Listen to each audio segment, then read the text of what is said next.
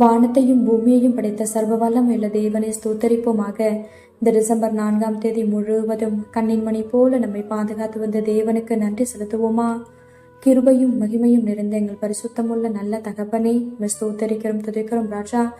இரவு நேரத்திலும் உம்மை நோக்கி பார்க்கக்கூடிய கிருபையை கொடுத்ததற்காக நன்றி தகப்பனே.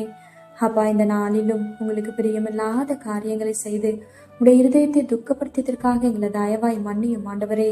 உமக்கு பிரியமான பிள்ளையாய் வாழ உதவி செய்யுங்கப்பா. இந்த நாளிலும் எங்கள் தேவைகள் எல்லாவற்றையும் சந்தித்து நாங்கள் சோர்ந்து போகாதபடி உடைய வார்த்தை கொண்டு எங்களை பலப்படுத்தியதற்காக நன்றி தகப்பனே. ஆண்டவரே, இந்த நாளிலும் நாங்கள் கோபம் கொண்டதற்காக எங்களை தயவா மன்னிச்சிடுங்க இசப்பா. எந்த சூழ்நிலையிலும் கோபப்படாம பொறுமையா இருக்க எங்களுக்கு கற்றுத்தாங்க ஆண்டவரே. மிகுந்த மன தாழ்மையும் சாந்தமும் நீடிய பொறுமையும் உடையவர்களாய் அன்பினாலே ஒருவரை ஒருவர் தாங்குங்கள்னு சொல்லியிருக்கீங்களா ஆண்டவரே. அப்பா, உங்க வார்த்தைக்கு கீழ்ப்படிந்து வாழ உதவி செய்யுங்கப்பா.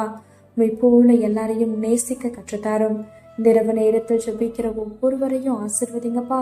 அவர்கள் குடும்பங்களை நீர் பாதுகாத்து வழிநடத்தும். எங்கள் ஆவி, ஆத்துமா, சரீரம் முழுவதையும் உடைய கருத்தில் கொடுக்கிறோம். நீர் பொறுப்படுத்தி நீர் வழிநடத்தும். இயேசு கிறிஸ்துவின் இனிய நாமத்தில் ஜெபிக்கிறோம் எங்கள் ஜீவனுள்ள நல்ல பிதாவே, ஆமேன்.